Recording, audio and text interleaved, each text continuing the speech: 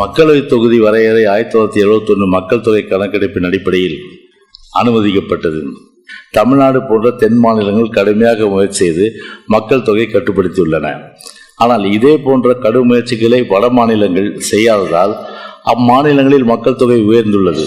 எனவே தமிழ்நாடு போன்ற தென் மாநிலங்கள் தற்போதைய மக்கள் தொகை அடிப்படையில் மறுசீரமைப்பு செய்தால் திறம்பட செயல்பட்டு மக்கள் தொகை கட்டுப்படுத்திய மாநிலங்களுக்கு மக்களவை தொகுதியில் குறைக்கப்பட்டு அது தண்டனையாக அமையும் என வாதிட்டு வருவதால் மத்திய அரசும் இதற்கான முடிவை ஒத்திவைத்து வந்த சூழ்நிலையில் தற்போது மறுசீரமைப்பு முயற்சியை மத்திய அரசு மீண்டும் எடுத்துள்ளது.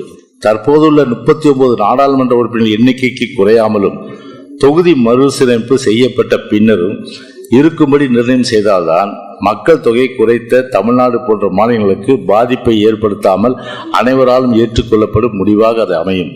அல்லது தற்போதுள்ள மொத்த மக்களவை தொகுதிகள் 543 என்பதை மாற்றாமல் ஒவ்வொரு மாநிலத்திலும் உள்ள மக்களவை தொகுதியின் சராசரி மக்கள் தொகை அடிப்படையில் மறுசீரமைப்பு செய்தால் எந்த மாநிலத்திற்கும் பாதிப்பு ஏற்படாது. எனவே இந்த கருத்தை அனைத்து அண்ணா திராவிட முன்னேற்ற கழகத்தின் சார்பில் தெரிவித்துக் கொள்கின்றோம். நன்றி, வணக்கம்.